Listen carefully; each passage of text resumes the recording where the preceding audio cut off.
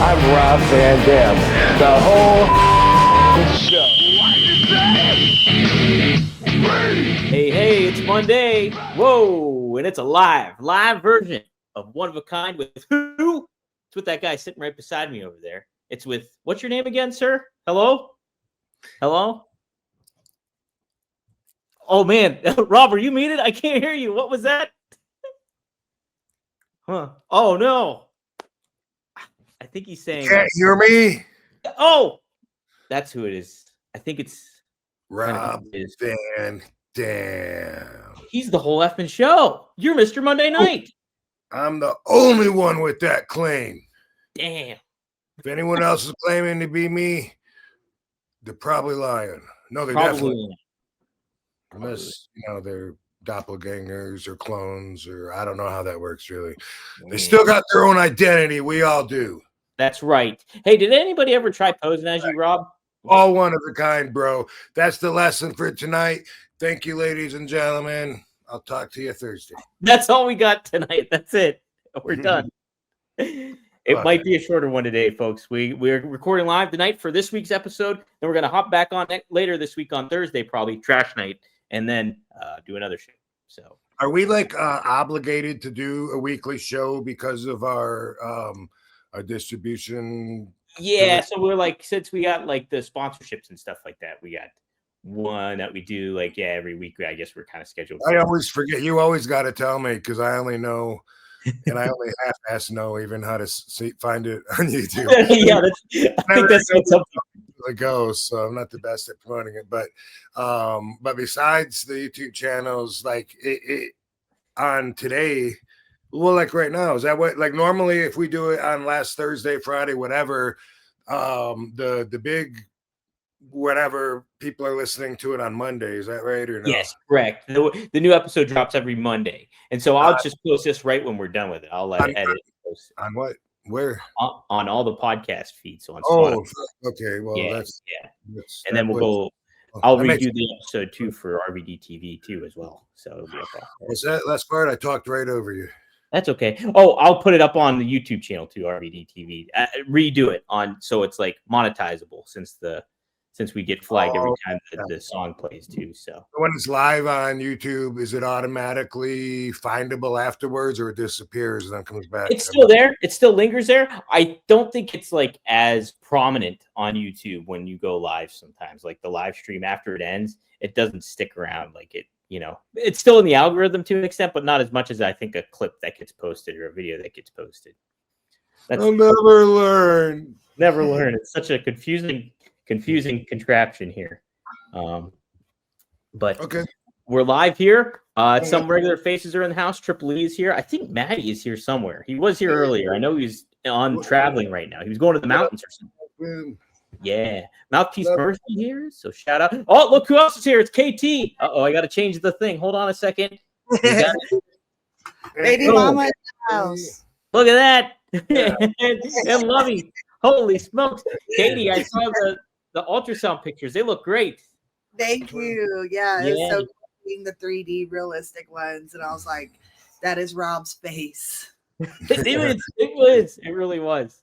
Pretty funny. The one was doing the RVD thumbs too. Yeah. It was good stuff.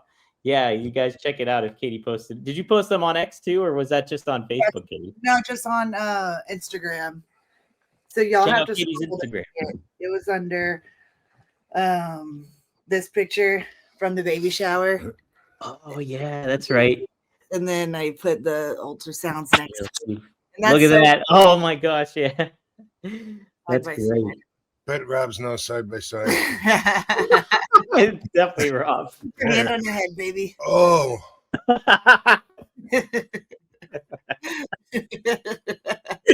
That's great. Spot on. It's hot as fuck in here. I'll turn the air on. Oh, thanks. Yeah. And I'm drinking coffee because I got jet lag. I'm drinking coffee too. As Dr. Death Steve Williams used to scream on the bus in Japan, I got jet lag. Oh. Jet lag. Was he one of the craziest people to work with in Japan, Rob, or hang out with? Okay, well, those are two different questions. Okay, how about work with? Let's start with work with. Was he crazy to work with? Definitely not the craziest person to work with. You know, I've told some stories about how he had my back, and in the ring, in some matches, in him and Terry Gordy, and that was really cool. But I think about, I this is just something that comes to mind.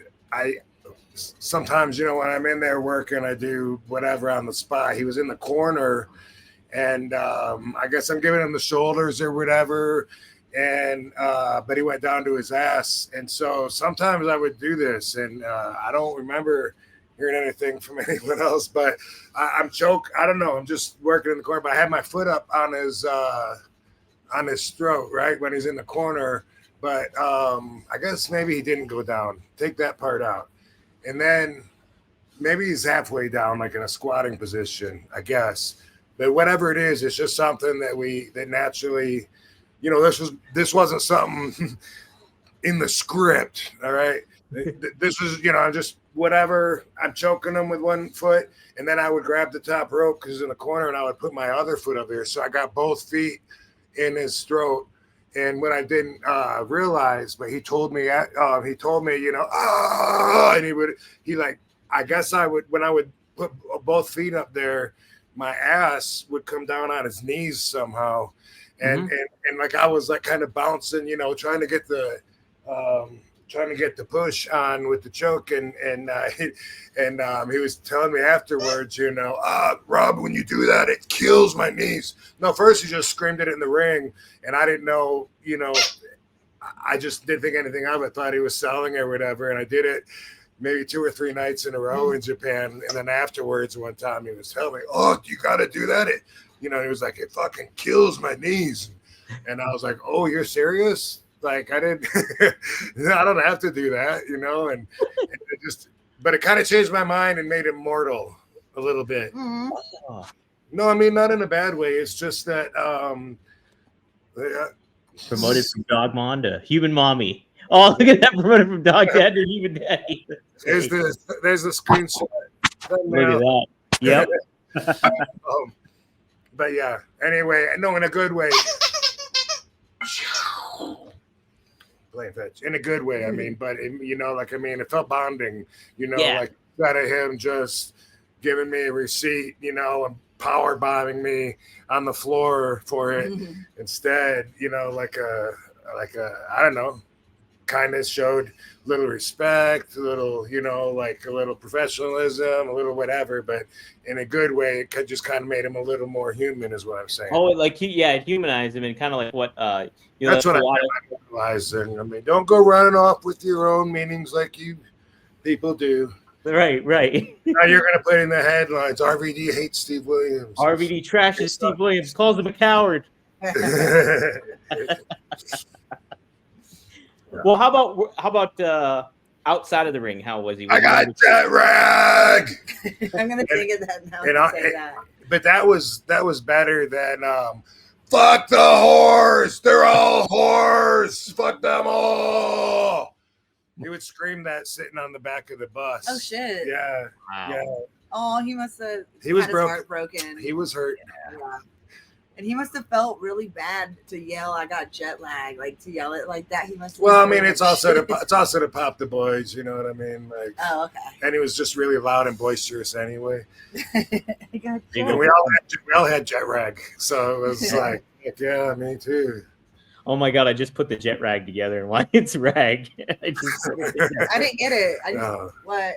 We were in Japan, and you get used to when you're over there, just talking like them. Oh, okay.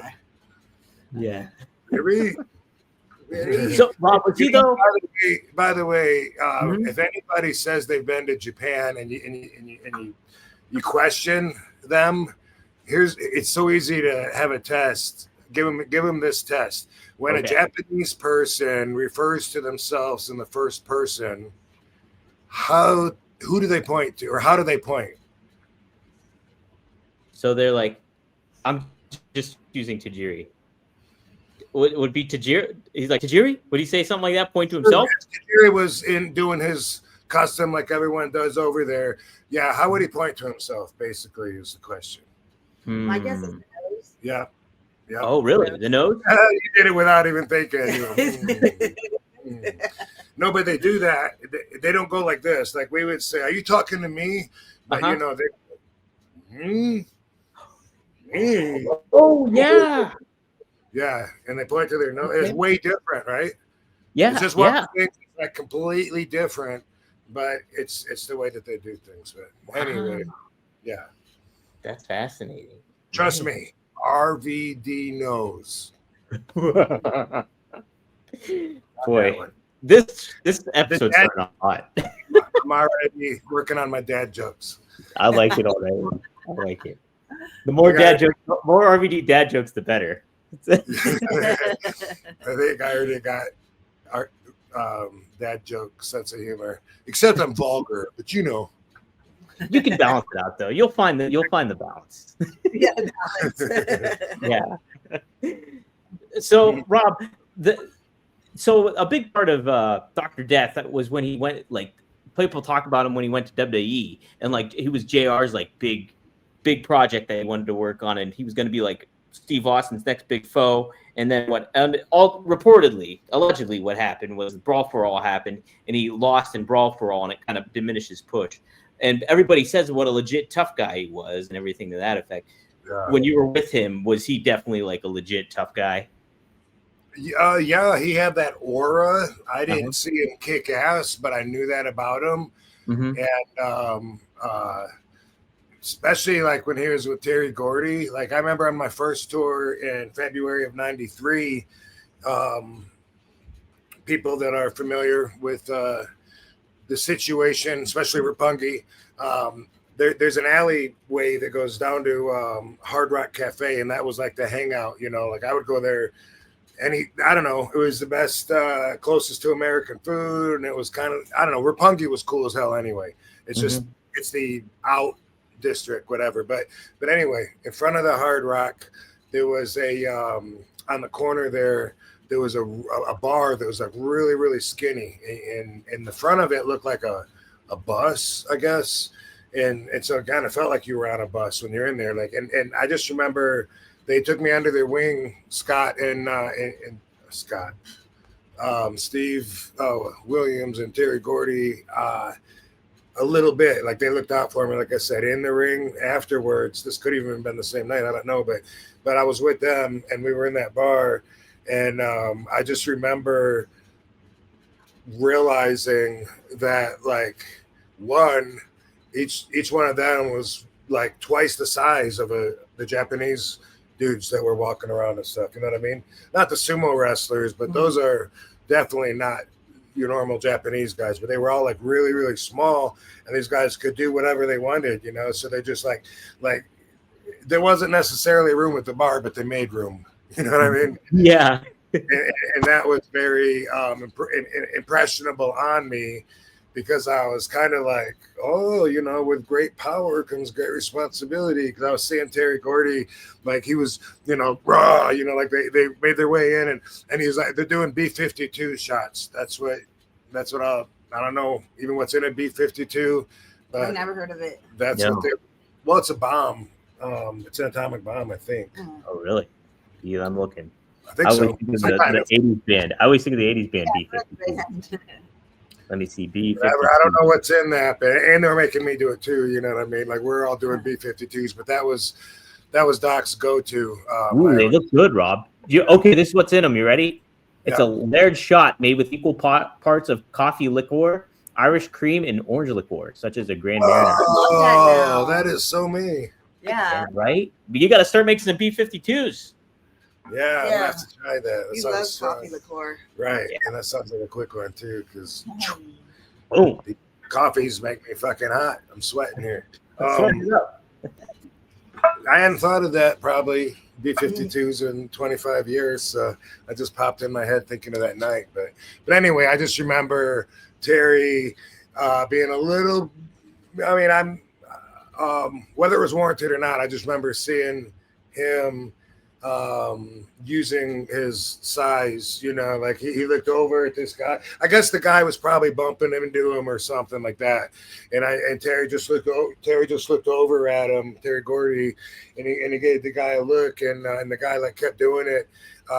Was like bumping into him, and so he did like one of these numbers where he bam like kept elbowing him like in the like under, you know, and then like harder and like probably in the face a couple times, but he was like scooting him over, I guess, and he was like and he boom, you know, and the guy, you know, just about got laid out, and like I don't remember if he got up and left or what, but I just remember this was like my first time in Japan, and I was like, okay, so this is what it's like over here. Like if we want to, you know, we can easily outpower like all these people, but at the same time, you know, and I didn't know about consequences yet. You know what I mean? I didn't hear the stories yet, but you know, Corporal Kirshner got in a fight and went straight to jail and stayed there for years in Japan.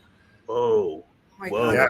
If you don't know that story, I didn't even know I that. don't know that story. Corporal Kirshner, I don't know. That story, yeah, that story made me really think about, you know, be as passive as you can, put up with as much as you can before you got to, yeah. And Mike Anthony, who she never met, but he's the guy. Mike Anthony is the guy that came to my place in Orlando. And after he got injured, I kind of felt like it was partly my fault because I suggested this move, and it was in a match with me. Pulled his hamstring, and anyway, yeah. But he this was like 99-ish, and he came to my place, and it was a 1-bedroom like condo, and there was me, my evil ex, and probably our dog. I don't remember. I'm sure our dog. And then he came, and him and his girlfriend and their dog stayed there for like 2 months, and eventually like brought his brother in too. And he had me sew it up. Let me. That sounds like I'm denying responsibility. He gave me. He was supplying, and I was guilty of eating those. But it was like. That was like the peak of my Soma days when it was just like, oh, cool. Always sound like a good time any time of the day. And then you eat sweets to kick it in, and you're like, oh, and it makes you feel good. And you usually end up passed out and sleeping. You know what I mean? And there's so many, those pictures of us just passed out, you know, and they put cards on us and stuff like that. Like we were the women? Like we were furniture, you know, and shit. Yeah. And it's like, I don't remember like a 2-month period. Anyway, having said that, Mike Anthony was the one that started that fight over some girls that he was hitting on. And he said the way he tells the story, some Japanese guy came out and was doing all these, just like in the movies. He said he was doing all the whoa. And he said that he started the fight with that guy, Mike Anthony, and he said Corporal Cursor just went bam and punched him, knocked him out, just like in the movies when they do that. Yeah. And they both got in a cab and made it a couple blocks. And according to Mike, I've heard him, they're both Mike, now that I think about it. But according to Mike Anthony, they got a few blocks, and the cops pulled the cab over, and they talked, and Mike went straight to jail, and he was there for, I think he was there like 2 years. Wow. Horrible. Not sure about the number. You might want to Google that. I'm Googling. Yeah. It'd be horrible to go to jail at all, but especially in another country. Right. Yeah, right?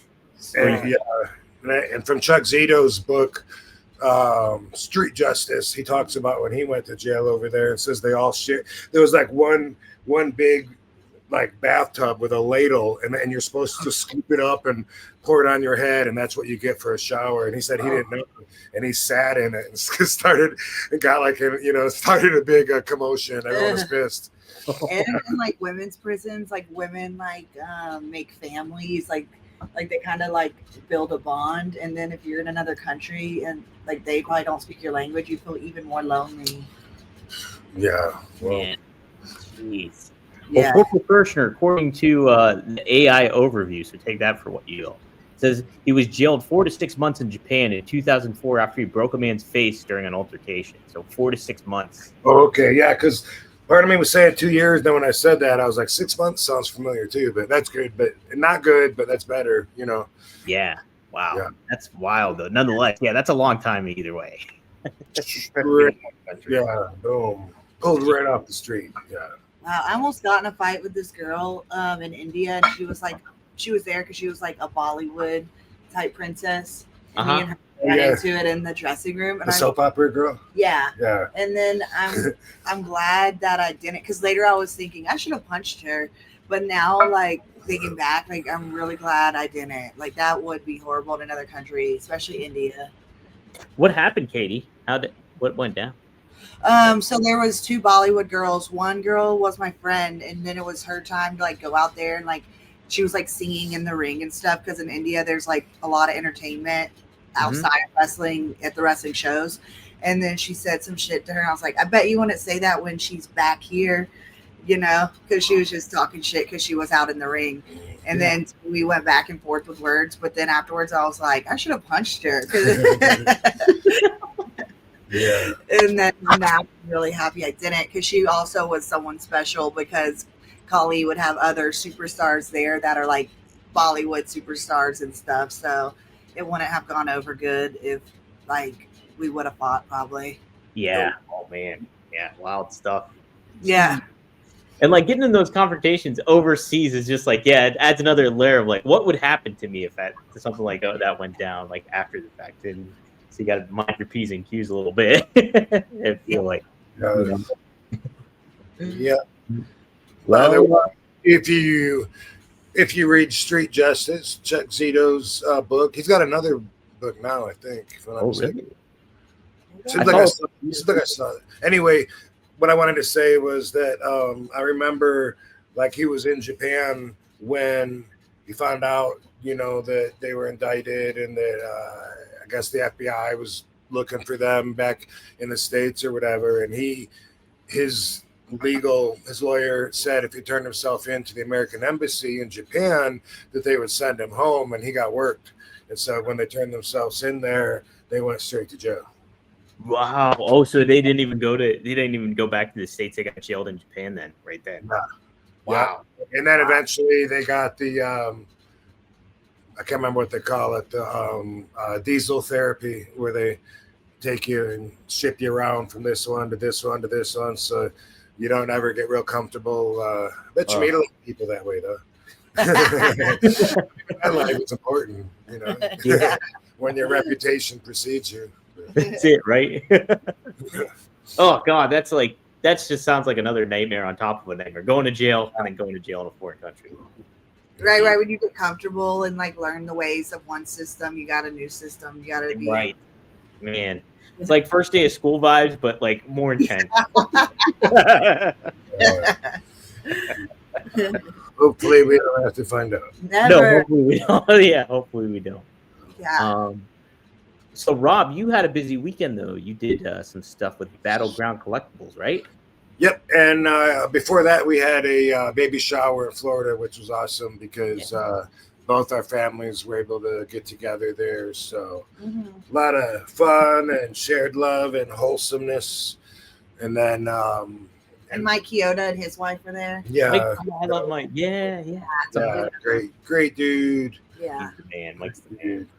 That's awesome. Yeah, and then from there to Belton, Texas. Belton. Okay. It's Belton, I think. Belton. Pretty sure. Why don't we look that up? Belton, I think. But I don't know. It's like somewhere in this. It was a couple hours from Dallas, but I guess it's 45 minutes from Austin, from what I understand now. And it's kind of, you know, a flight and a drive. Oh, yeah. Belton, Texas is what you sent me. Belton, Texas. Cool. So and it's a really cool shop. It's a collectible shop, Battleground Collectibles, and it's unique. And you know RVD likes unique. So That's for sure. Yeah, they do these signings.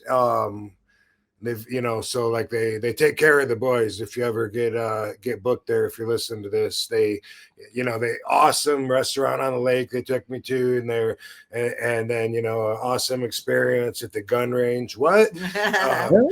Yeah, because him and his partner own, there's like a 46,000 square foot huge building, and that's where the collectibles store resides in.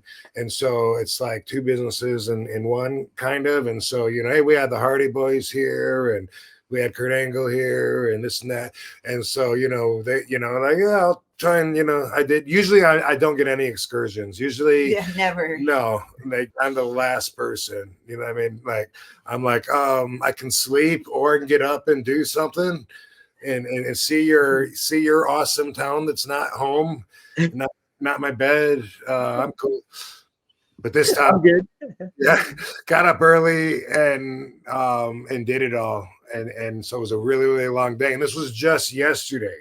So I got, yeah. And by the way, Wow. just traveling's always so fun. But we'll get to that later. But the first thing is the gun range, and they got a awesome production team that makes these really cool videos.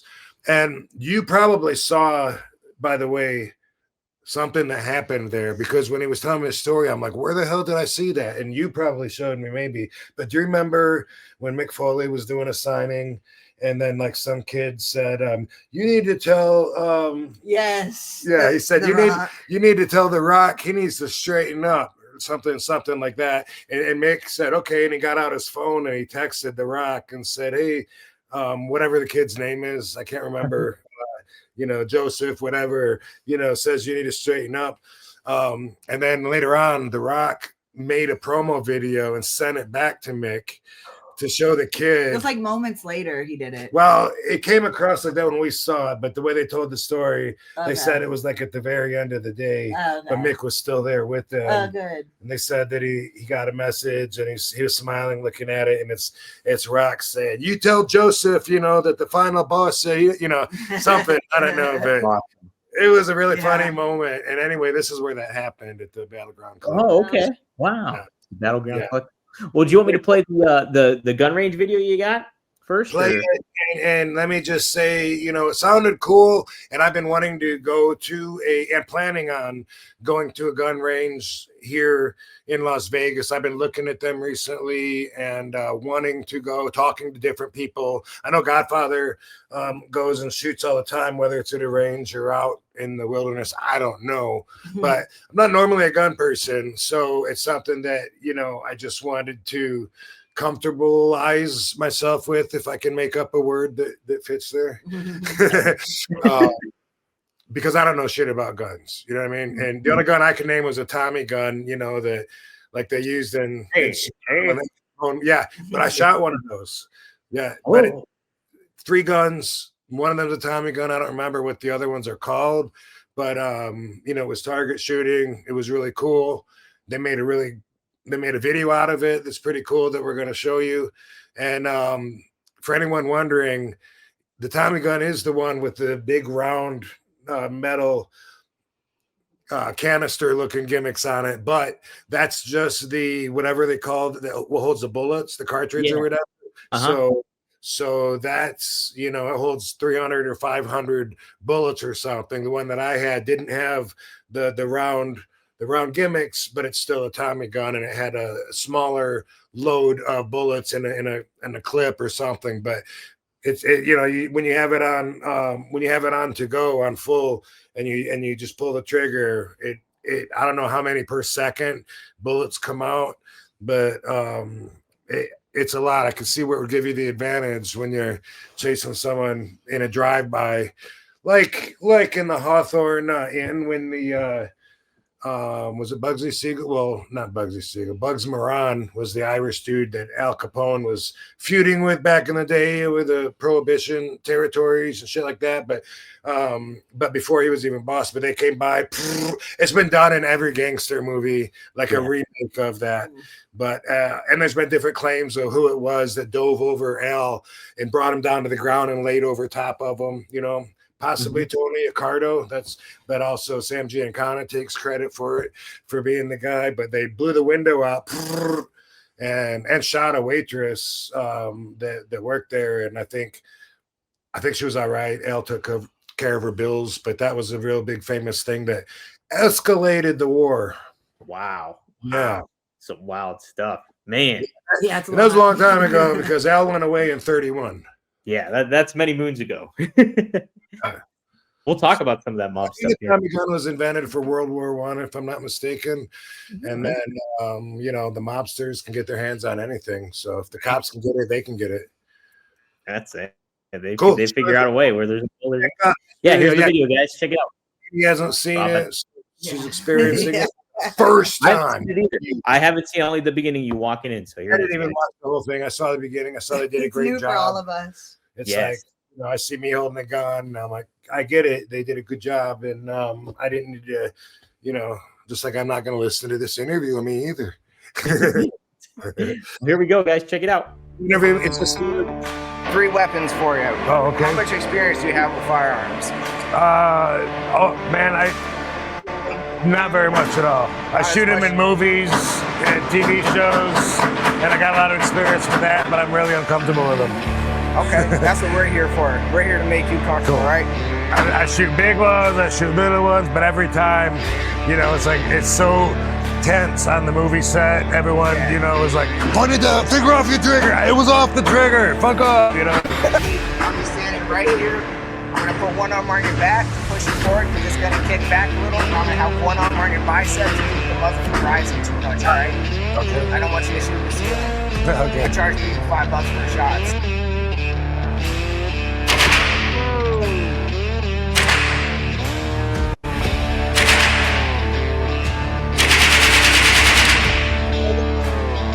Your mag drop.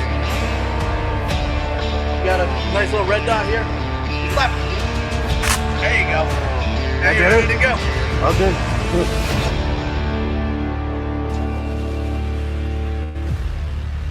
Oh, that was the bullets flying there.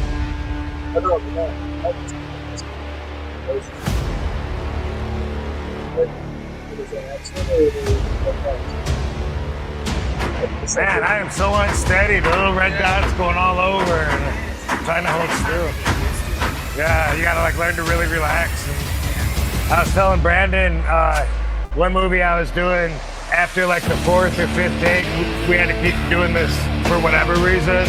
And then the guy that's standing by to oversee this comes over to me and he says, you know, we usually don't use the scope when there's a laser on it.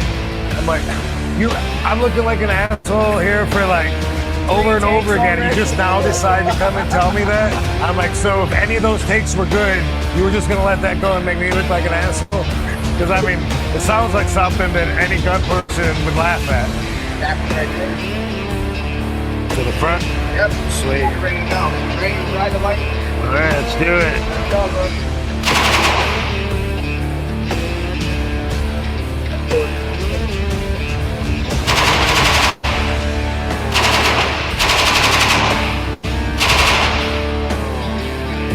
Cool, yeah, I appreciate that. I was telling Brandon, that's been on my agenda for a while. I've been looking up gun ranges in Vegas and talking to a guy about going out there, and now I got a little head start. That's cool, yeah. If not, you just come back here and we can help you out too. Awesome, thanks, Rob. Hey, no worries, man. Yeah. I'll stop by and see you in a minute. Okay, cool. I'll walk you out real quick. That's awesome. Wow. Sweet. So cool. Pretty accurate too with the Tommy gun. Yeah. You know what, too? That was Rob. There was like 18 Robs there yesterday, too. So, So you know what their names too. I'll make sure to. that's the name. Usually it's a joke because it's true, but 9 out of 10 times when I forget somebody's name, it's Rob. He'll say, I can't remember his name. Yeah. And I'm like, it was Rob. Rob.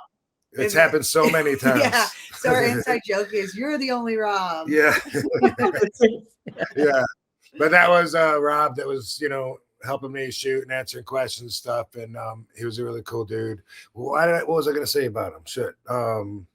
Something about the gun, about the bullets. Accuracy. Well, it was either him or somebody, but they were saying that for home protection, we'll just give Rob credit whether it was him that said it or not. But it was this Rob that heard it. But they were just saying that a shotgun is way better than a pistol. Actually, I think that was Brandon that told me. Anyway, they were just saying that when you have a shotgun at home, you got a much better chance of hitting your target because I guess the bullets spray. Yeah. And Yeah. You're not going to live through getting shot by that. Yeah, that too. And a revolver is better than automatic for a home invasion too, because home protection, because they don't jam. Oh, okay. Tell me Wow. that with the revolvers. Cause you would think though, like a smaller gun would be more efficient, just because it's like easier to pick up and grab. But yeah, I mean, like the shotgun just does more damage too, straight up.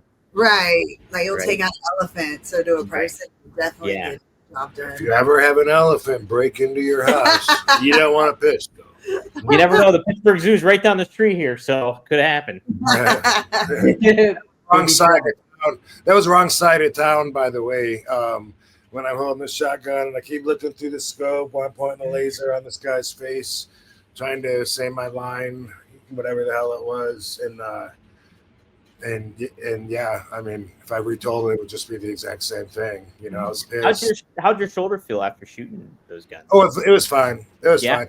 And I actually did way better than I thought I would do. It was just the one gun that felt unsteady. For whatever reason, you know, when I said it looked like the laser was going, that's what it felt like because I was trying to hold it still. Yeah. And hold still, motherfucker. And it's like playing tic-tac-toe, you know, and shit. But it was really cool. Good experience. And they seem to have a lot of support. Of course, it was like the biggest signing ever. So thanks everybody. And that made it to Belton because they drove from all over the place. I mean, some people told me they came from Dallas, which is I came from Dallas, but they came from like other states and shit. We're not gonna name them all because I can't. I got jet rag. I got jet rag. But these people know, you know, what they're doing. They got a good community support, you know, like all the people that come to these signings and or the range.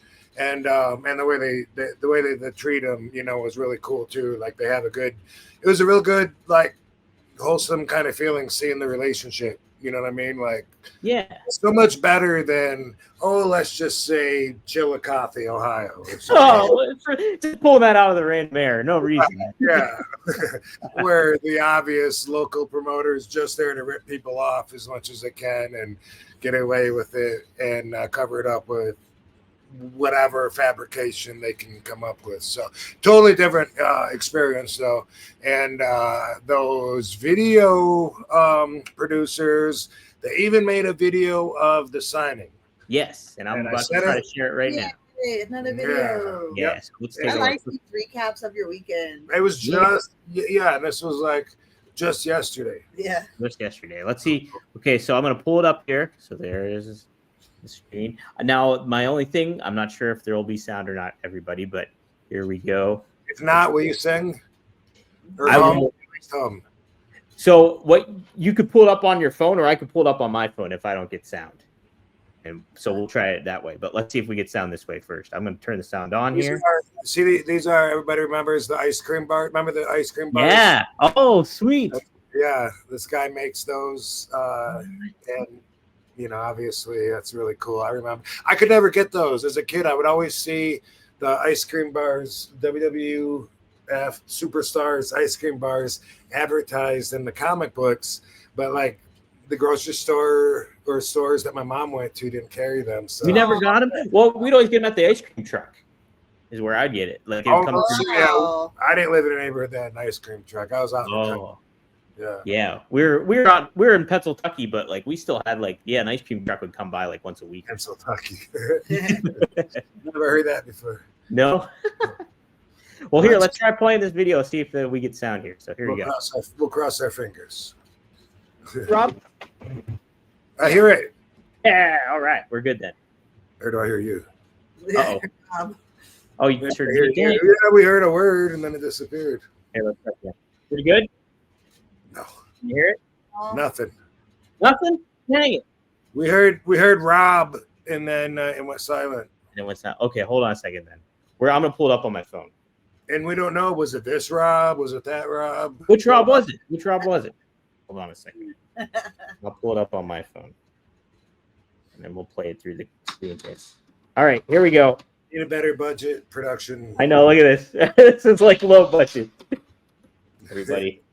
Turn Oh. your volume up too. Oh, wait, we can't dude. hear it. You gotta Dang turn it. your volume up. Can't hear it now either. No, you don't have the volume on. You can't hear No, it the either. volume was up. It was playing. What? I think StreamYard cancels out the noise. Can you hear it? What? Steve Louise. We can watch They the video of cancel the Rob noise. commentate on it. Can you hear it? Is it sound?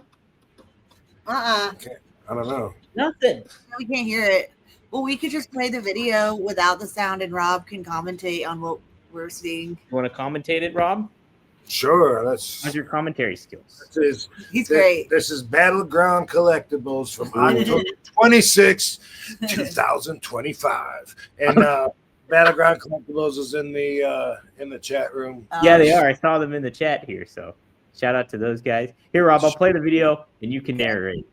Okay, that's me on the left there in the Hall of Fame shirt. Big line. Big line, as you would expect. Yes. Awesome Cute people. Look at the kids. Ultimate Lots of figure kids. edition you signing. That's More right. kids. Did they know you're having a baby? Babies? Most people did. Yeah, look at that guy on the right there. That He kid. had muscles on. That's Jay. Yeah, he's got a muscle suit on, and he goes to all the signings and he Oh. brings a gift. Look at that. Cheech RVD. Chong. Oh, Yeah, that's a keeper. yeah. He brings That guy's cool. gifts and does a little exchange. It's really cool for everybody. I you saw know. this. The kid saying he likes the match with John Cena and Rob at One Night Stand. Oh, Oh, okay, yeah, dude. Do his voice, baby, since you heard it. Oh. I like that match. I like that man. That was great. There's the ring Not in the announcer, Michael briefcase. Cole. Oh, I thought that was Michael Cole. My eyes ain't there. Cool.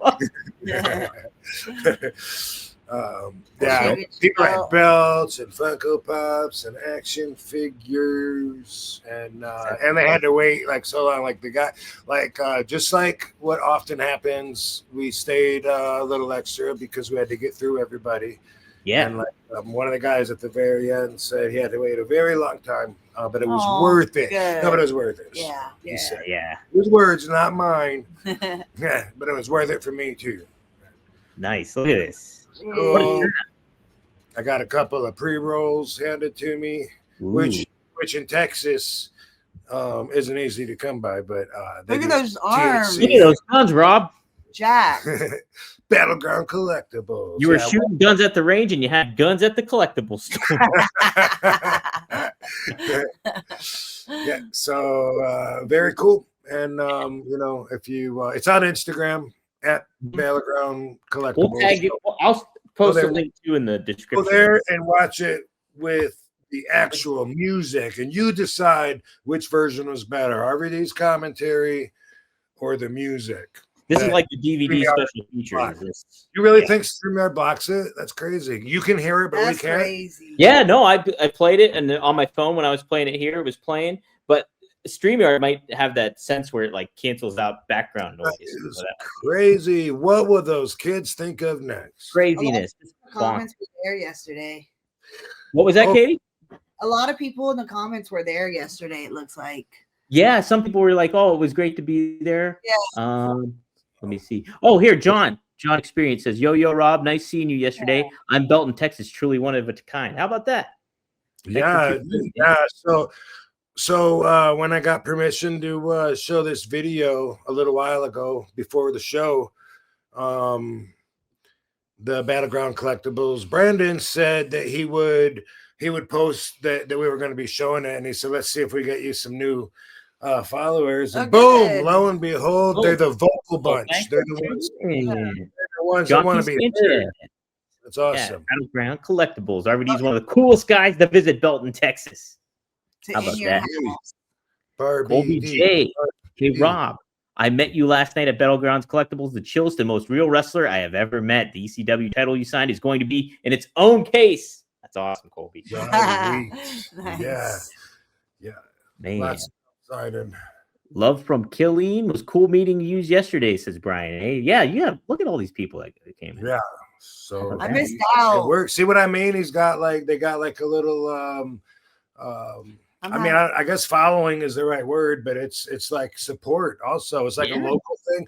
He was trying to tell me some stuff that I didn't know about how algorithms work with localities, and he was talking about how, like, with ads on Facebook, for instance, when you place the ads, like, you can control who sees it as far as, like, if it's like within 90 miles or whatever. And I didn't know that, and it's and it makes sense when you build little communities, like for instance, something I related that to. It seems like that whenever I look at it, whenever I find my way into the Facebook community from Penfield, it seems like everyone that I went to school with keeps in touch, with each other through Facebook.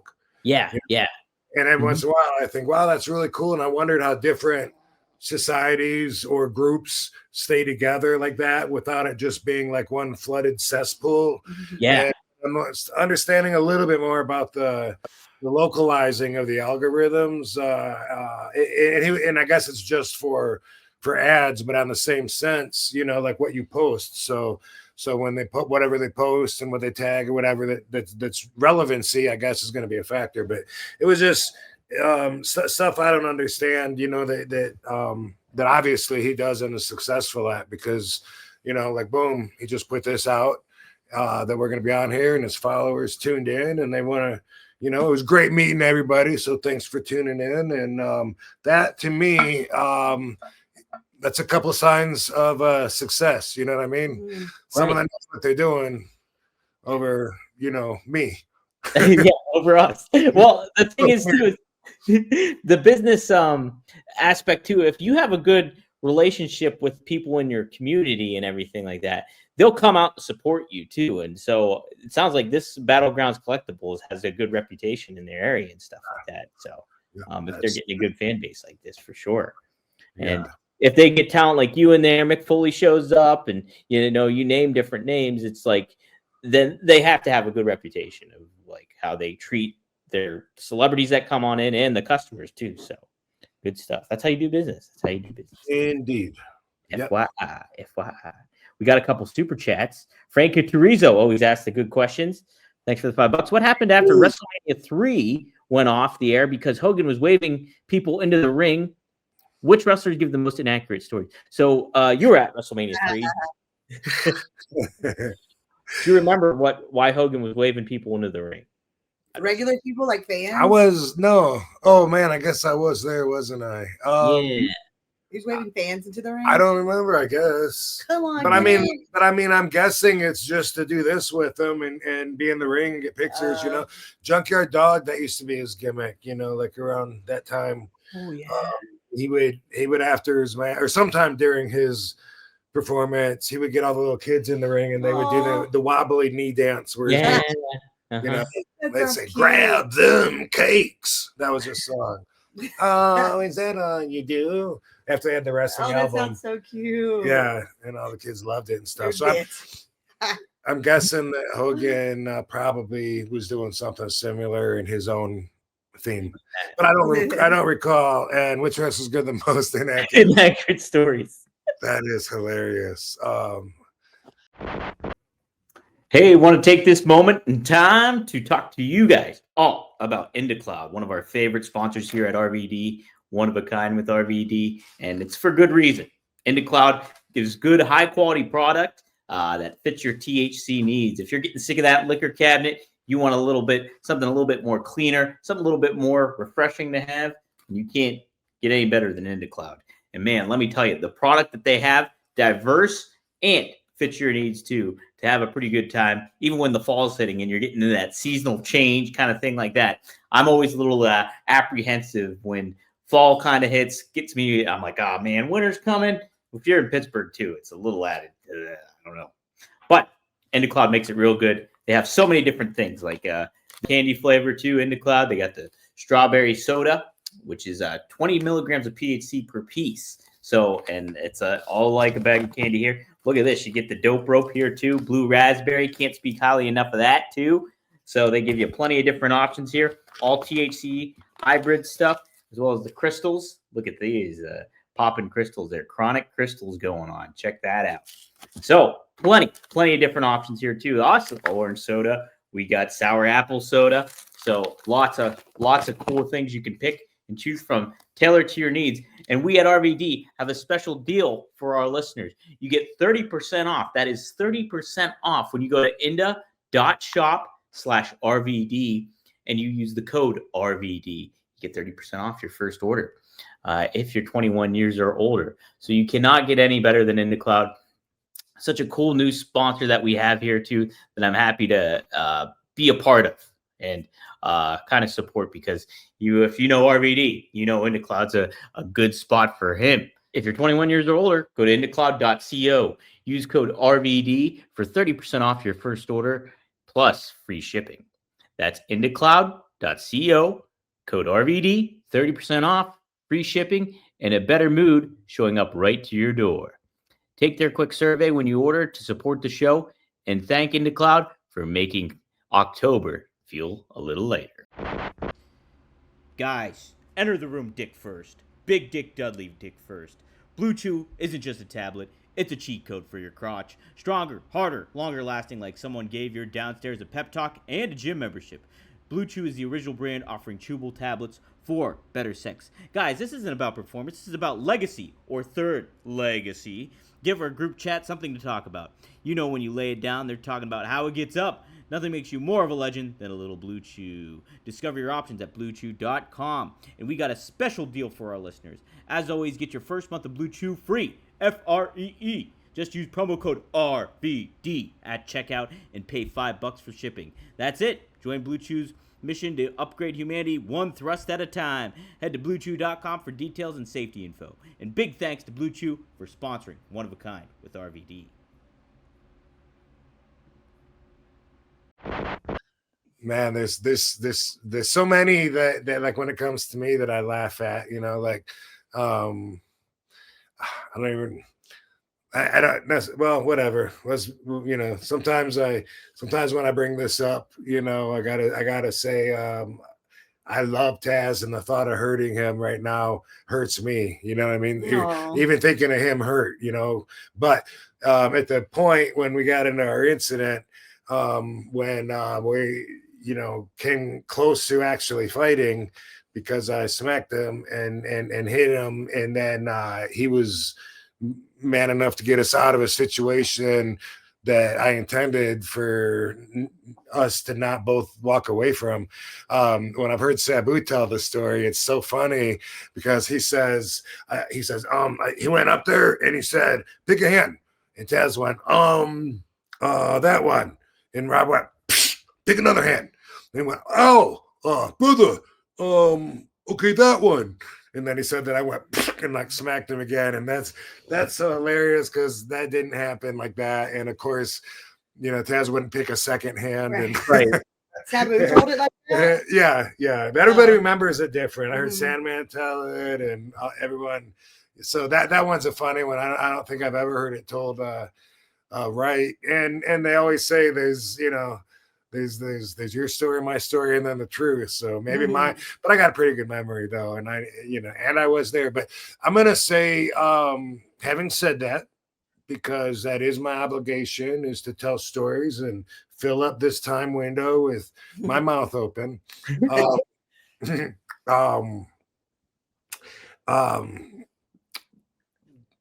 Neon dude, he's probably listening to this. Facade, he's in the chat. I've seen him in here. Facade. Yeah. This is just something that comes to mind, because I hear Facade tell this story a bunch. It's pretty much the same story that Marty Jannetty tells, and it comes to doing business with me, and every time I hear them say it, you know, they're always telling somebody in front of me, and they go, I remember when Rob didn't want to work, he doesn't want to be out there, so he says, what I do is throw out this ridiculous number, and then you know, if somebody like finally agrees to it, then he says, oh well, I guess I gotta go to work then. And I've heard them both tell the story, and it's not that far off, but I don't call my own fee a ridiculous number. You know what I mean? Yeah. Truth is, that is how I came up with setting my standards, is You know, like it is way above market, and it's something that I don't want every 75 people drawing, you know, county fair to be able to bring me in, because I don't want to wrestle in front of, you know, 75 people sitting on barrels of hay and shit, you know, like I did my day with that. So I mean, they're right about, you know, that I set my price high, and then that way it filters out a lot of the offers and it sets my standards, you know. And so, you know, okay, if you got my fee, then we can talk business. But every time they say that, you know, and Facade, every time he says that, you know, he's like, I just come up with this ridiculous number that I don't think anyone can afford. And sure enough, someone comes along and they got that. And I don't consider my fee like that ridiculous, you know. Hey, But that's the story. I don't know who else tells more inaccurate stories, but that's what comes to mind. A lot of people tell inaccurate stories because with time, like the details don't matter that much to them. And then when they tell the story, it gets like more and more colorful every time, like the game of telephone. Yeah. So it's really easy to do for a story to get out of control, especially the same story like from the ECW days, like 20 years ago. Like I can see how it just keeps getting more and more colorful every time they tell it.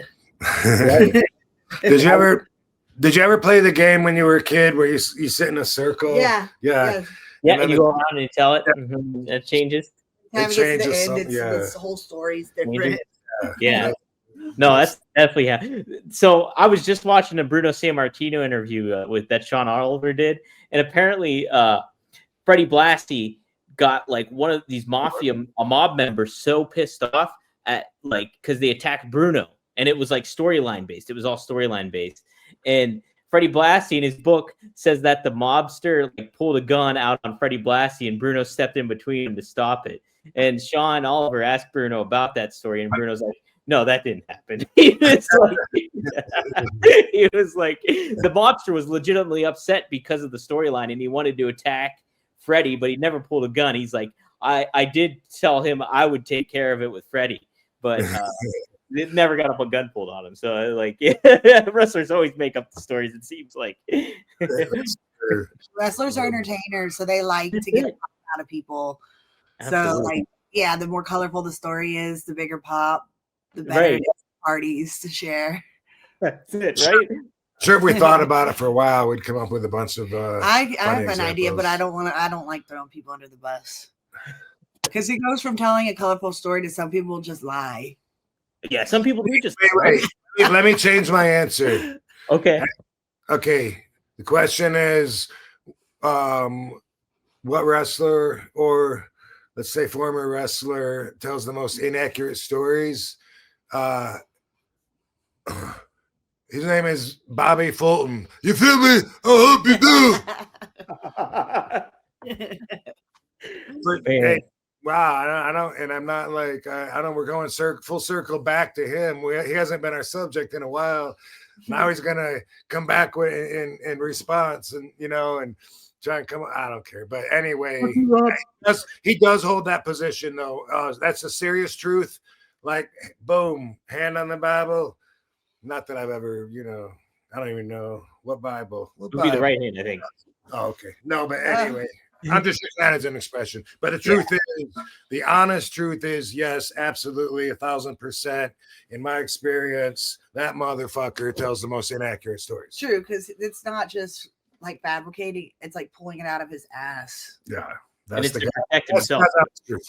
Yeah, it's to protect himself and everything too. So it's not like adding. All lies are for protection, aren't they? It's the first line of self-defense is to distort the truth. Yeah. Ooh, true, Rob. True.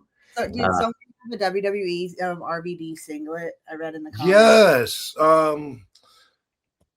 I shot a couple videos. That was one of them. Which I sent to YouTube Chris to edit. Because I'm so far behind on making videos and posting on my YouTube page. I'm gonna start sending him videos, so I don't care what the edit looks like. Just get it up there because I got footage and I'm not shooting. And anyway, instead of trying to make it a whole narrated story, just footage, random footage from this event includes this. There's the outfit. There's the outfit. There it is. And you know what? They sell this, I guess, on WWE. Yeah. WWEshop.com. That's right. Yeah. For That's right. like $70. And $70, Something like that. $70. Well, let me say this. I am super surprised at how good the quality is, and that's the back, by the way. Oh, it's good quality. I thought it was going to be like paper cheap. Like I've seen some at the conventions, and they're cool looking, but they feel, like they're going to rip real easy. This one, it's not the exact same cotton lycra blend that I wear, but it feels almost as durable. Maybe not quite as stretchy, but it totally feels like I could wear that and wrestle in it. It's crazy. Yeah, that's true. Maybe I was going to ask you, Rob. I was like, would you be able to wrestle in that? Yeah. What's that, dude? I was going to ask you if you're going to be able to wrestle. Would you be able to wrestle in that if you were in a pinch? That's what I was thinking when I was feeling it, pulling on it, and I was like, "This is like legit." I can't, like fans can wear that and feel like it would hold up. It would hold up, and maybe I will. Maybe why not? Yeah, then you can tell people where to get it. Yeah. Yeah. Well, the neat thing is, I do the affiliate program now on the. I do the affiliate program on the channel here now, so I can put that product underneath it, and people can go and buy it if they want. Boom. Yeah. There we go. There's a bunch of cool RVD things on WWE Shop. There is. There's some neat stuff The there. old noodle. That's using the old noodle, dude. Which, by the way, there's 3 new RVD figures. Yay! We got to get them. Ooh, I know. I want to get the I still want to get the Monday Night Wars one, the one where you're making your. You live so much. You live so much. Okay, I don't know how you caught up, but you did. Anyway, there's 2 Walmarts. One of is a chase of Robbie V, and then the Tiger Striped Mattel Superstars WWE figure, and then Target also has one, which is a repackaged older RVD figure. Cool. I want to see the Robbie V one. That's we have to go to the store. Man, I don't know. Is it out now? The Robbie V one, Rob variant? I don't know. Kyle Wagner said that he already picked him up. I think so because I got jet rag. What's his name in Wisconsin?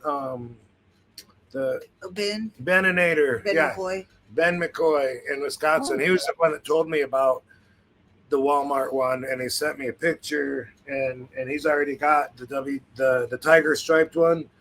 I don't know if he's got the Chase one or not, but if that one's out, then I guess the Chase one's out. Don't they release the whole? Yeah, because they usually release one. I think each store, it's like one variant figure or something like that.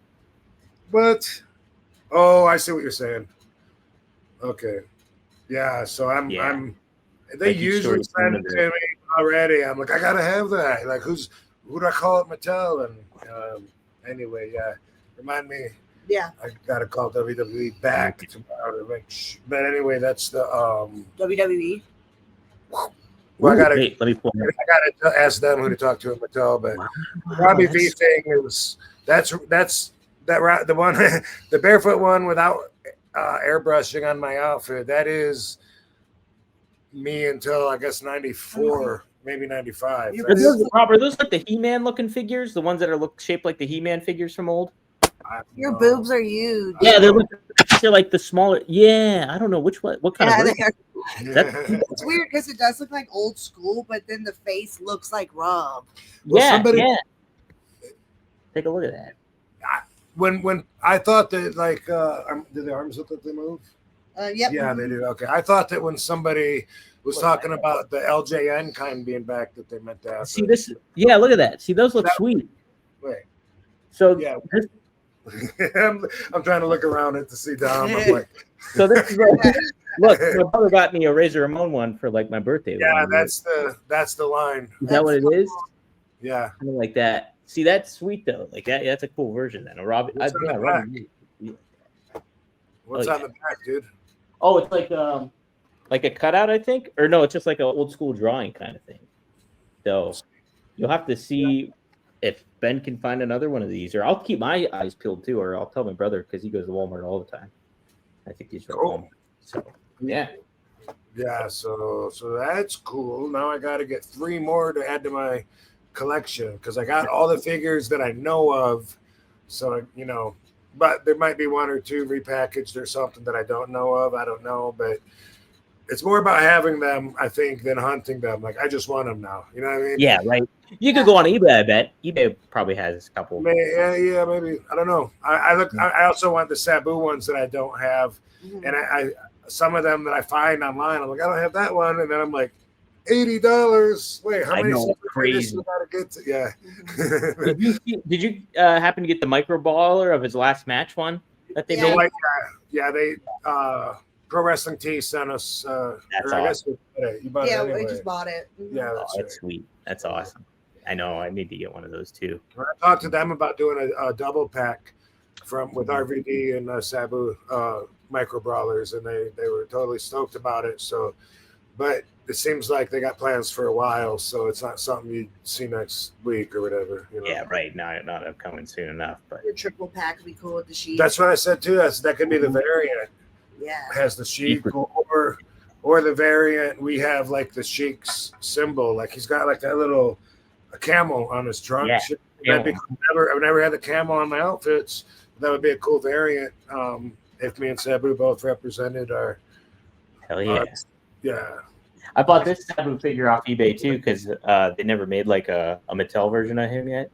I got that Sabu figure for display. Cool. Just like an old Ruthless Aggression one, I guess. Speaking of old school art, this thing I saw this online. Oh, look at that! And then and then it made its way to me. So, whoa, dude that made this comic book, and there's several. Whoa, that's sweet. Yeah, I want to let him know. What's his name? Does it say his name on there? Anyway, Chris. Where's the way to read it? Oraquinto. My eyes are bad. Well, here's right here. Y'all can read it. Wait, right there. Chris. Oraquinto. And by the way, that was Chris Benoit. But anyway, I got these through Joe Clark was the middleman, and I got a bunch of them. I just want to say thanks. They made their way to me. Look forward to checking them out. Heck yeah. Shout out Joe Clark. Check out the Sabu documentary, guys. If you haven't yet, go on kinema.com and check it out. It's worth it. Kinema. That's spelled with a K, everybody. So, we'll be announcing some other platforms like real soon. Maybe by Thursday. I don't know. I gotta check in with the partner and see what the status is. But trying to get it, and we'll get it a little easier accessible because some people might not want to go to kinema.com. They've never been there. It's not something they normally do, and it's asking too much. So that's cool. Yeah, give you other ways to watch it, everybody, for sure. Maddie chimes in. He says, "I'm up in the mountains in Tasmania, getting my monk on." He says, "So wow, with that, that sounds so cool." Zen brother, yeah, up in Tasmania. How about that? Then he adds, "Smoke them if you got them, Van Dam fam." Whoop, whoop. May peace be with you.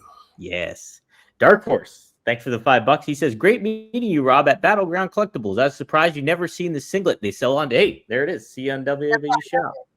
I am usually the last one to see everything. Like I said, I didn't see the this Mattel figure until my friend Ben sent it to me. So thanks for sending me this, Ben McCoy. He was on the show before. That's sweet. Ben McCoy from Frontier Pro Wrestling. Yes. Boom. War veteran as well. So shout out to him. Yeah. Yes, sir. Yes, he is. He's been on our show. Mm-hmm. And I didn't know. Like he sent me that. I'm like, what? Is that real, or that's first thing? Is that real, or is that a custom figure? Is that real? Yeah. Is that AI? Or somebody just trying money out. You would think, and a lot of fans do think that we get contacted first, or that they even tell us, ahead of time, like they were making a figure of you. But no, it don't work that way. They have a right to make new stuff of me. So I've pre-authorized, I guess, with the Legends deal, and they're within realms of being able to make stuff. So I was surprised at the outfits, real surprised when I saw it, and no one had brought one to me. I don't know if they've been around a while. I haven't seen one at a signing either. I've seen like what I would call bootleg versions. We've seen those, and I thought those were cool, but cheaply made. And this one, like I said, I could totally wear it. So I'm surprised and happy, because that adds to the royalties. No, it sure does, man. It sure does. And it's always just cool, getting out there, and it's a cool thing for people to have. I know people try to make their own a lot of times. Yeah. Do you like the look of the singlet too, Rob? What's that? Do you like the look of the singlet? How it looks? Yeah. Yeah. Looks really awesome. It doesn't look like they copied a certain piece of Joe Holland's artwork, so right, because then they probably have to pay like a royalty. Sometimes that gets a little murky, but it looks very much like RVD's vibe. Aesthetic for sure.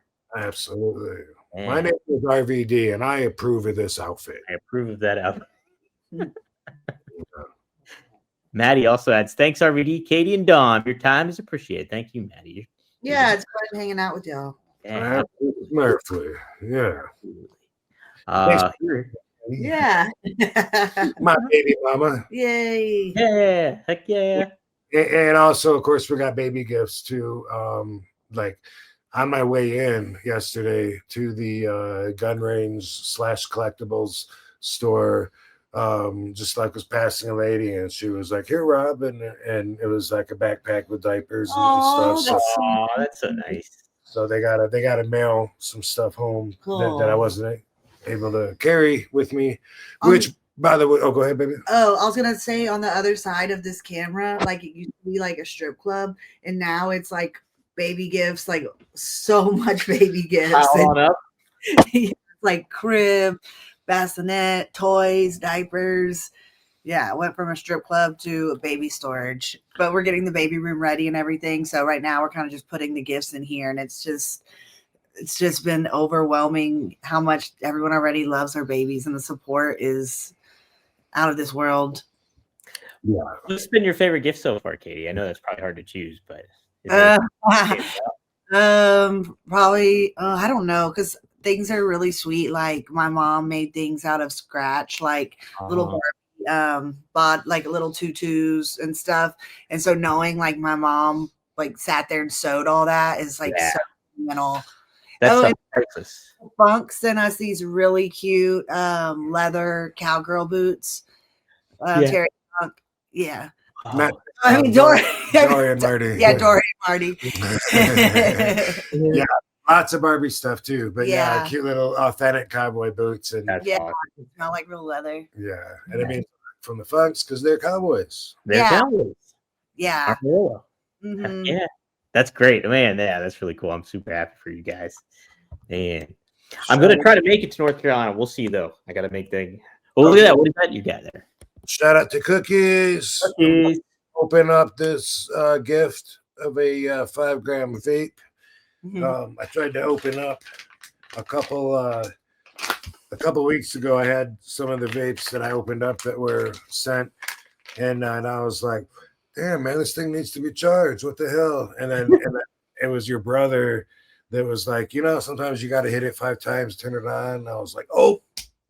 And then I totally forgot about that. Yeah. Totally forgot. If you don't ever use vapes, you don't know that. But usually, if there's a button, you hit it 5 times, it turns it off. 5 times, it turns it on. And I just totally forgot. So they come charged. The vapes have gotten better even since I quit smoking. Like when I got pregnant, like that is like, it's. You like this? Yeah, it's so cute. Oh, look at that thing. Yeah. Oh, look at your cartridge. So adorable. You need the vape pen. Vape pen. What do you like about it, baby? I like how it's like compact instead of like the stick kind Yeah. that in your pocket. This one's so short, so then when you put it in your pocket, it doesn't smash in half. And it looks like higher tech, like it probably says something on the side. Rob Smash. Like some of them, like it'll say like how much battery's left or how Oh, much yeah. juice is left. So that's new.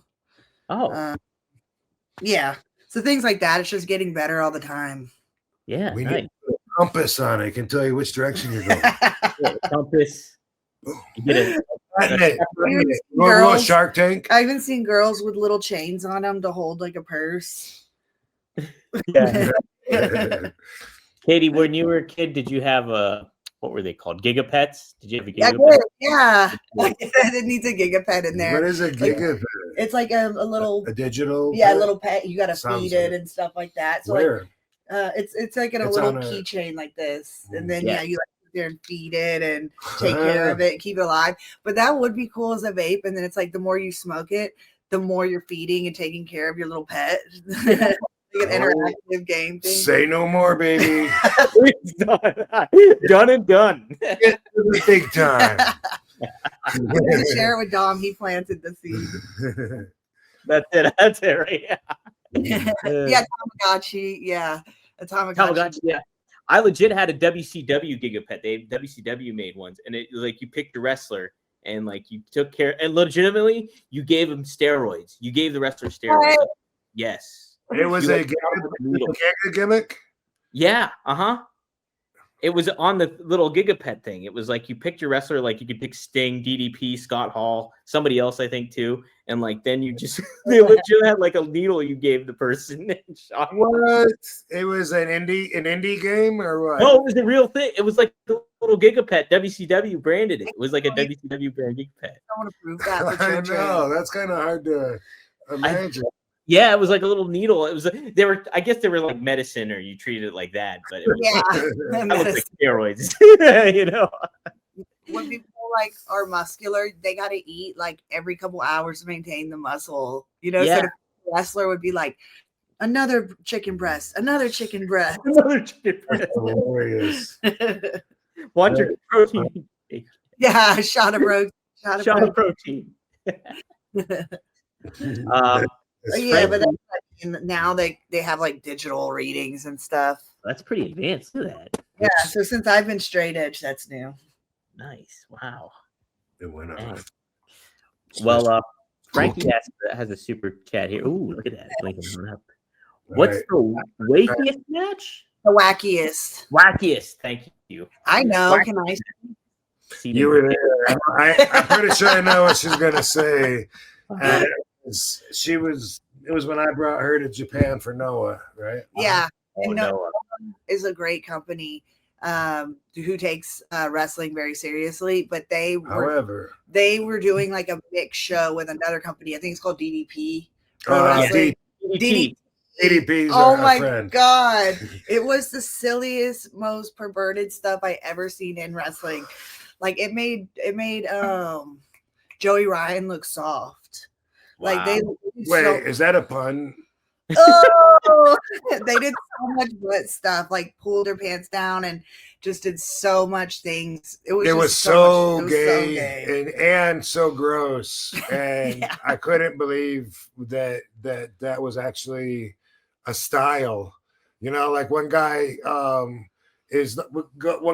jumps up to the top rope with his back to the ring, and then someone else pulls his shorts down, you know, another guy shoves his finger up his asshole. Oh yeah. And then of course the guy ends up keeping his pants down, fucking doing a Yokozuna splash on the guy's face with his pants off, sitting on the guy's face. Bro, I've never seen anything like that, and it was shocking, and I couldn't believe like that company's got any reputability, but it does, because there is a crowd for that kind of entertainment. So if you like butt stuff and perverted very, very, things in very wrestling, gay. look it up. There wasn't any women involved. Yeah. It's all men with their balls and asshole out. Oh yeah, someone was wrestling in a jock string. So yeah, like the jock thing, guys, where it just holds your nuts and it goes on your butt cheeks, but there's nothing to protect. There's no, your ass is just out. Yeah, someone wrestled in something like that. And by the way, baby, I'm pretty sure, and maybe Dom can back this up, I believe Joey Ryan got his gimmick there in DDT. Oh Right? wow. Oh, maybe I don't know that for a fact, but you might be right. Came over from him in Japan doing the thing. He's, like, Yeah, that makes a lot of sense though. Yeah. That makes sense. That was very his style, but it was just even more extreme than what I'd seen him do. Yeah, man, yeah. It's not my cup of tea, that's for sure. not for kids. I wouldn't recommend it for kids or adults. I think that's where they wrestled the inflatable doll wrestles. Have you seen that? So Probably. So it's definitely the wackiest. Yeah, that's for sure the wackiest stuff. Holy smokes. Let's see. Marcelo Nascimento, RVD, just came back from a party right here to watch the podcast. Well, thanks for joining, Marcelo. Party on, Marcelo. Party on, buddy. By the way,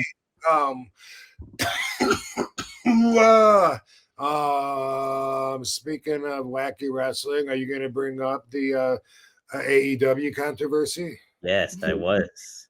Are you referring to the fish tank? Are you afraid of getting the internet mark community hot once again? Hey, we're open for it. We're open for it. Open for business. Rob. Like I said a bunch of times, their loyalty goes as far as their attention span. So don't worry about it. Well, what'd you think, Rob? So that was Wrestle Dream went down. I haven't seen it. I've just seen the headlines on it. And I haven't watched it yet, but obviously I think you know what I think. That's not for me. That's them as artists expressing themselves, and they're connecting to some people. And if it's successful for them, then great. You know what I mean? Like people that judge them by the standards of pro wrestling, I don't know if that's the right way to do it. You know what I mean? Like then you're just saying it's not okay for me. And I could do some RVDology on this. You know what I mean? Like if somebody says, you know what, you drink too much. To me, and this is the moment of RVDology. Finish the sentence. What are you saying? You're saying you drink too much for who? Do I drink too much for me? No. Are you saying I drink too much for you? Fuck you. What do I care? Who are you? You're just someone telling me that what I'm doing is too much for you. And I just use that as an example. But the same thing could be said to wrestling. If it's like, if someone wants to say, that's too much or this is gross, but it's like for who? For children? Okay. For you and your preferences? Okay. Solution, don't watch it. For everybody? Probably not. It's probably not too much for everybody. Nothing is. Right. In today's world, for sure, too. And it's, I think my personal opinion on it is that, like, it puts a ceiling on the audience that you're going to attract ultimately. Because if you're looking to attract a bigger audience, like a WWE mainstream audience where it's kids and everything like that, if kids are tuning in or parents are watching that with their kids, more odds than not, they're going to like, hey, you can't watch that. Like somebody getting drowned in a fish tank. For an extent, like you're ultimately not casting a wide net.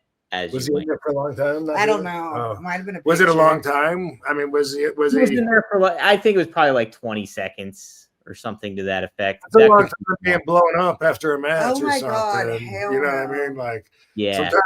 Sometimes I'm breathing so hard at the end of the match, I can't even like lay on my side or whatever. I got to like roll over to get a couple of deep breaths because you go so hard at it. Boom, boom, boom, boom, boom. Sometimes it's like that, especially at the end after the splash. It's like, right. But then sometimes you want to go an extra 10 minutes. But that's something to think about. I thought about that earlier when I saw the still pictures. I was like, how long was he in there? Because like I could imagine, like if I was blown up, I could imagine if I was like. Like how much, I don't even know what the right word I would be freaking out. Like, Yeah.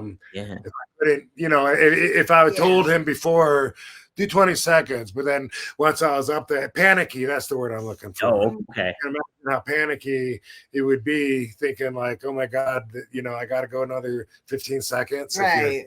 Like as a kid, I scary. would do that in the pool. Like, okay, time me how long I can stay under the water. Sure, yeah, me too. And I could go really long, but after a match, probably not so much, holding my breath. Yeah. But yeah, like I'd be like, let me stretch my lungs.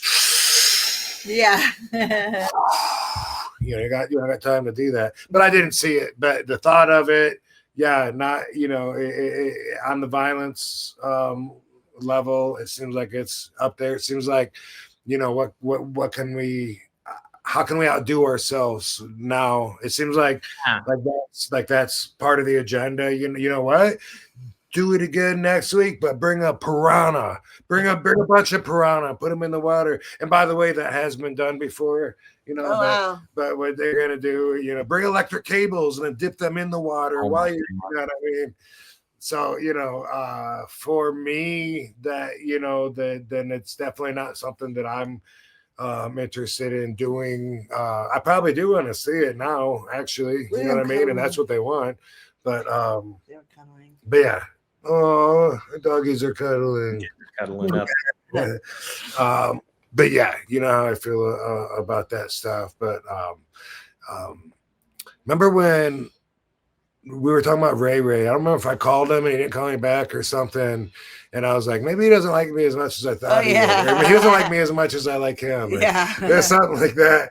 That's funny because, he's like one of my favorite people to see, but then I don't talk to him a whole lot. And sometimes is his number even still good? I don't know. How would he is so nice. When we were doing a tour with him, like in the UK, and we hadn't eaten, and then the bus picked us up, he gave us one of his chicken boxes. Yeah. And that was so nice. Yeah. Because that's like planned for his dinner. If anybody ever says that Ray Ray's anything but the sweetest guy, then don't believe him. Yeah. You know what I mean? That's for another reference. I have never heard a bad thing about Ray at all, ever. No. Yeah. And when you were ringside at WWE, he did the thumbs and then he hit the splash. Oh yeah, nice. Yeah. But the reason I bring that up is Moxley. Last time I saw him, I don't know what convention it was, but it was sometime.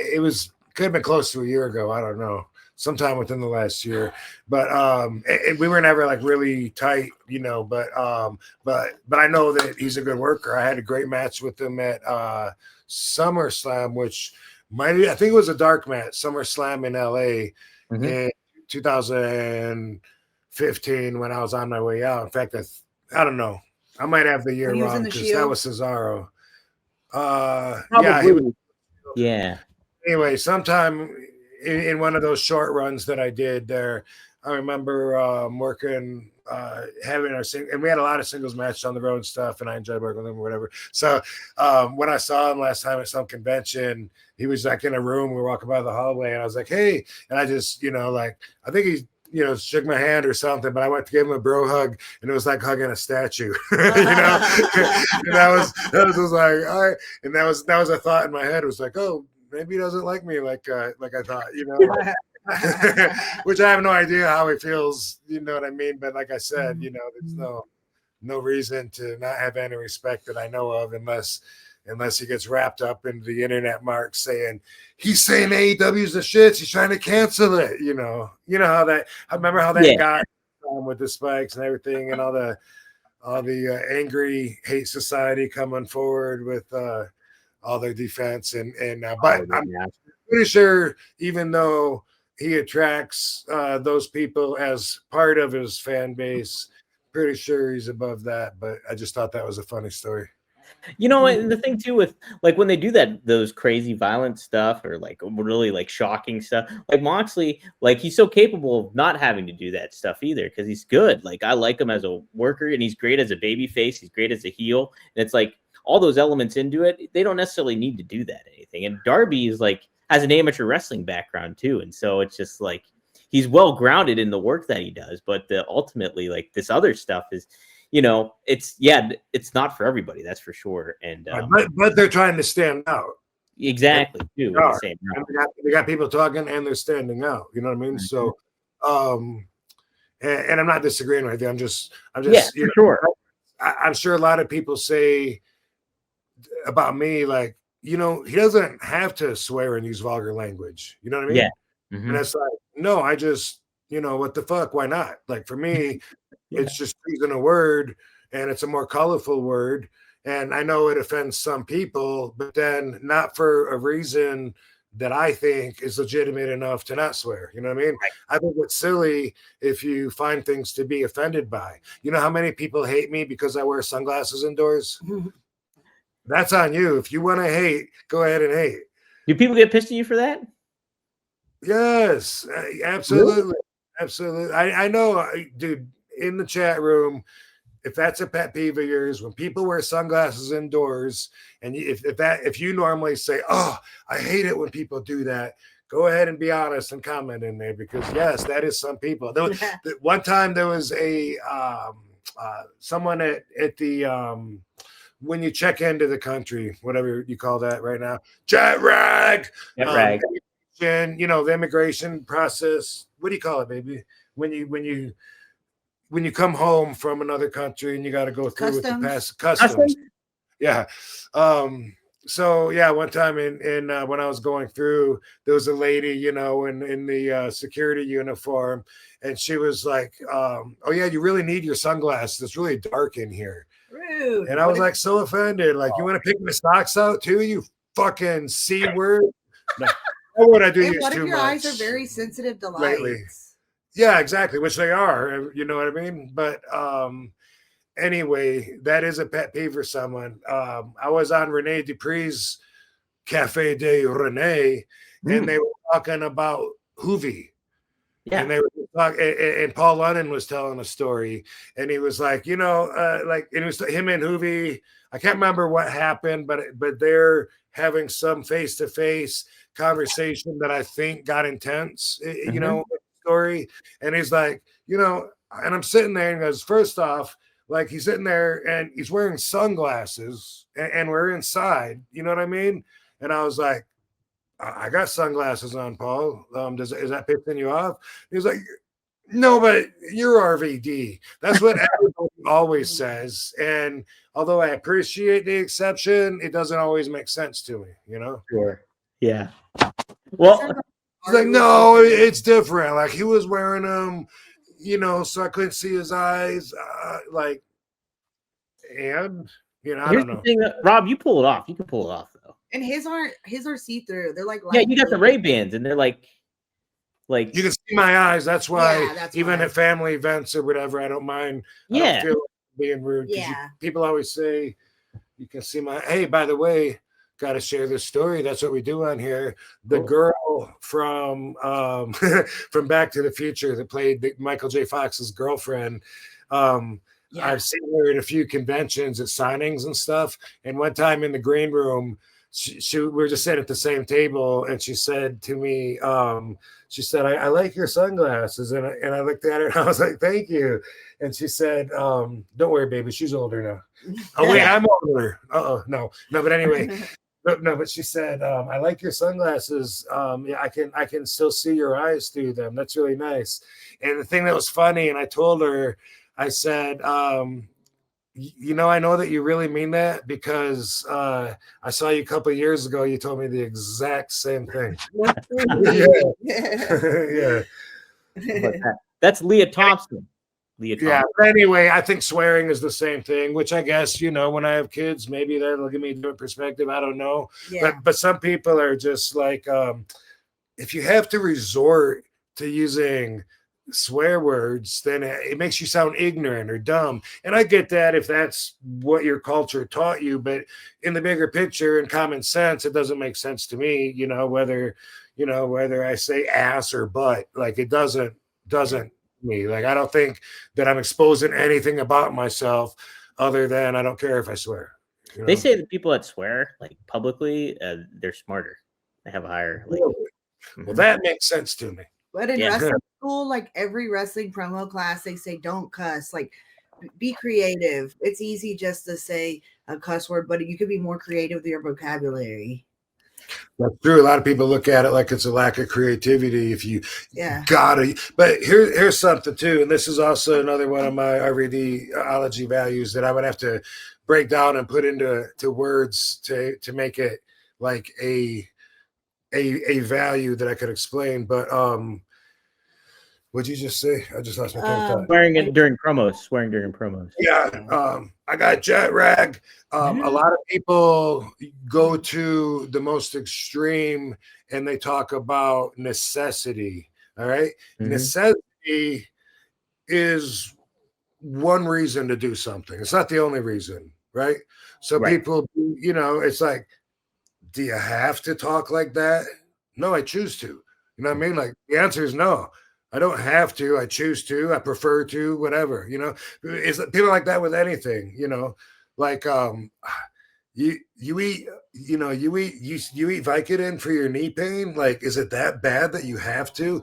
It could be like, hey, it improves the quality of life, and they're going through rehab and whatever. It's not always like you need that. But for a lot of people, they just don't think that when they're asked that. Like really, like you need to drink that Coke? And they'll be like, no, I guess not. You're right. But what about, no, I like it. I mean, that's something that's not considered enough. And maybe you like something that's bad for you, but then for who? If it's for you, then well, that's up to you. You're in choice of your body, your decisions, and all that. And hopefully, you'll make the right decisions and good decisions. But a lot of times, if people either get you with, do you have to do that? Do you need to do that? No, easy. There's other reasons, and they either get you with that or with the God damn it, I'm losing my train of thought. Thanks, guys. See you next week. I swear my thoughts are dissipating before they get out of my mouth right now. That's how jet lag works. But either they'll get you with, do you have to do that? Do you need to do that? Or else, I don't know. We'll just go with that. I can't remember what the other else was. Swearing with the promos, though, I think I think that is a good challenge to not swear during promos. Like, oh, how can I get myself over by not having to use cuss words or anything like that? But I will say, when I tune into an ECW episode and like there's swearing going on, it's still like unique and fun. And like, so I think that there's certainly a balance. There's a fair thing to make that argument that like, oh, don't swear during your promos because it's an easy way to get yourself over, but still it's kind of fun to do it. The same. Yeah, and it sounds tougher. If you're mad, you're probably gonna swear in real life. And you pick and choose your moments. If you decide to use a cuss word once in a while, then it feels more significant when you use it than when you don't. So there's options. And that's true in real life too. Like if someone doesn't ever swear. Like me, I never swear. Whoa, they're serious. You never swear, Katie? I never do. So then our friend Dee, when I do, she's like, "Whoa, you just cussed." Like she'll point it out because I never cuss. So then it's like, but if I do cuss, it's like I'm quoting something. Yeah. So then when you pick and choose your moments, it means something. Well, Katie said something. She means this. Right. That's it. Dude, I'm getting tired. Let's call it a night then. We will. Let me before we say that, and I don't know if there's anybody any questions that you want to get to. I don't want to leave them hanging. I think we got all of them. Oh, here, no, Maddie just chimed in on one. He said thoughts on the Dudleys versus the Hardys at the TNA when they had the TNA. So they wrestled at TNA Bound for Glory. The Dudleys retired basically. Yeah. Mm-hmm. And so they gave their boots. That part. That's the only part I saw was they gave them their boots, which is really respectable, and it's cute seeing people that grew up watching me retire ahead of me. That what? I said people that grew up watching me retiring ahead of me.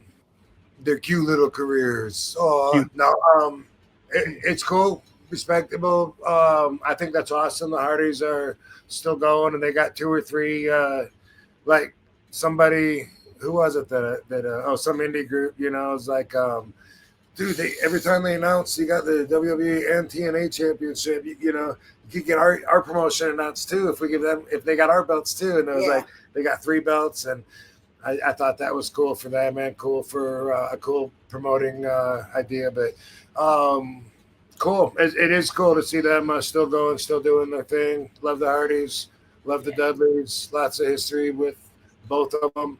And I wonder, just like with every wrestler, when they retire, does that really mean they're not going to wrestle again? Because usually retiring in this business doesn't mean you're not going to wrestle again. So, Yeah. you know, I've been very vocal on I don't put as much weight into the whole idea of retiring.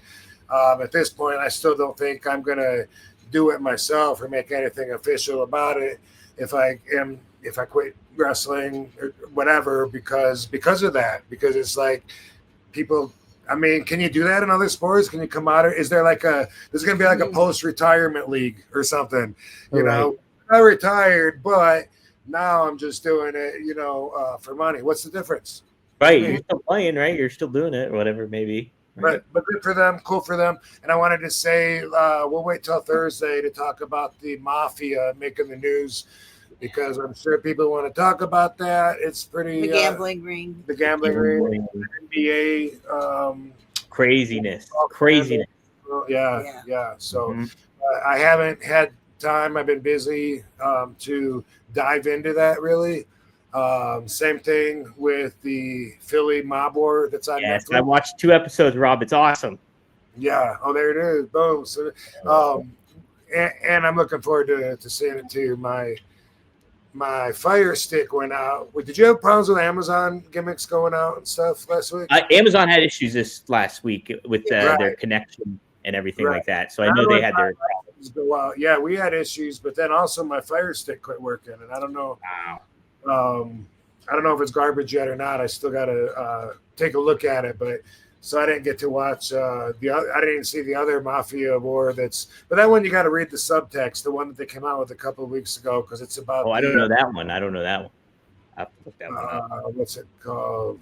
Well, anyway, I don't know. Can't say much about it, but I'm looking forward to this. And we did talk about the Philly Mob War. We've talked about it quite a bit, and I was talking about John Vesey getting shot in the back of his head, and turning around, wrestling the gun away from his hand, and what a badass he is. So, and I was saying that they need to do a documentary on just him. So I'm looking forward to seeing this. I hope he's in it a lot. He's in it. He's he's in the second episode quite a bit. I've only made the first 2 episodes so far.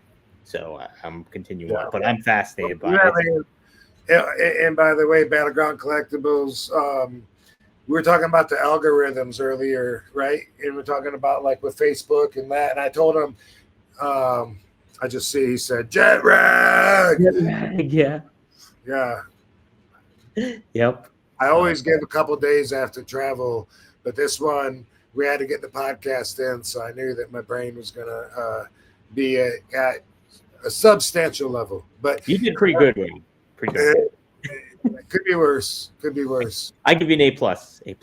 Yeah. Yay. Anyway, I was telling him that I think that that's the way the universe works too, is in algorithms, and that's what synchronicities are, right? And when karma. you really think about it, and karma. But anyway, I was telling him about the Celestine Prophecy by James Redfield, and this is your time to say, I still got to read that book. I still got to read it. It's still there. It's over on my shelf somewhere there. It'll happen.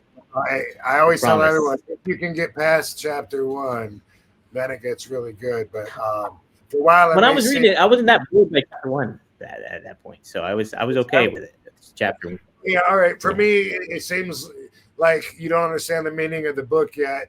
You're like, why am I reading a fictional story about some guy going on a trip and recognizing someone on the airplane? And it's like, but then you start, like, seeing the repetitive pattern of these coincidences, and then it's like, that's real life. Wait, that's what happens to me, and so it's really, all right. People, but whatever. But people that have read Celestine Prophecy always say it changed their life.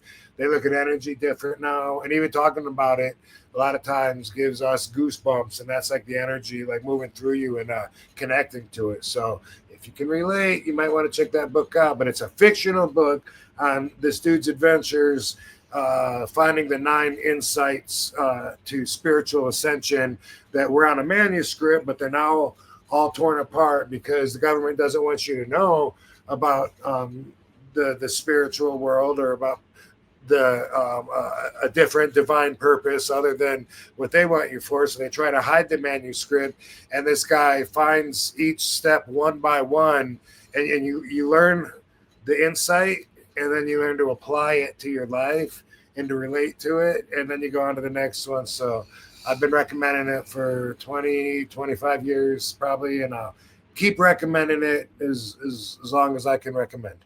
Heck yeah. And even just talking to you about the synchronicity and stuff, I always keep that in perspective anytime like situations happen or anything. It's everyday life. I think about that stuff when I'm like, oh, that's synchronicity. What Rob was talking about. Mhm. A lot of people brush it off. They go, huh, isn't that funny? And Isn't they that just coincidence? Yeah, and they just move right on. Yeah, no, but it's awesome. When you're cognizant of it, it happens more often than you think then too. Yeah. You feel more guided, and the more you build that relationship, from my experience, the more the guidance, the flow of energy works in your favor, and it's a way of tapping into the magic of life. I've had people say, well, what's the advantage of it? You know, like because I was pushing it so hard after I read, oh my God, you know, maybe it was 15 years ago, whatever, but it's like that's the best way to describe it, is tapping into the magic of life, and you can always put more into it, and that's why I'm sure that's part of why people go to church and have positions in religion, is because they probably find a way of getting a similar kind of positive vibe through a total different way, because and that's part of this book too, is in the end finding that they actually all work together and they're not competition. The different spoiler alert, everybody. Celestine Prophecy. I'm gonna check it out. I'll read it. That's next on my agenda, Rob, for books. Cool. I promise. Along with the Philly documentary I'm watching right now. So yeah, I'm looking forward to catching up on that stuff. You'll like it. I'm intrigued to get your opinion on it, considering you know all about the mob stuff. So Thursday we'll talk about, from what I understand, there's some people are telling me that 5 families are involved in the gambling rings and the NBA scandal. Yeah, and the NBA stuff there. Yeah, I don't know exactly which ones, but yeah, I know there's some mob families involved, and there's like poker table, the poker games, and then there's the NBA games that are point shaving and stuff. I think the La Costa Nostra is more with the poker stuff than it is with the games themselves. But so like the thing about the gambling rings in Florida, that came out a long time ago, 6 months ago or something, and big news now. And I think part of it is because the NBA link, but also something's going on like with the sheriff and then his wife, and she went to jail, and we were in Florida visiting our family, having the baby shower, and that's where this was happening. So it was really big news. Osceola County and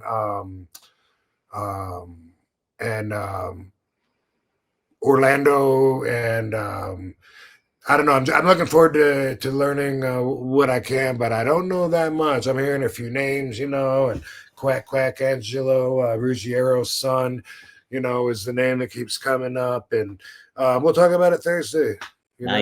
Nice. Heck yeah. I'd say the Michael Fraziani thing too. That video. So I got to watch that one too. The one where he's talking about all. What are you trying to say? The one mob guy that does those great videos.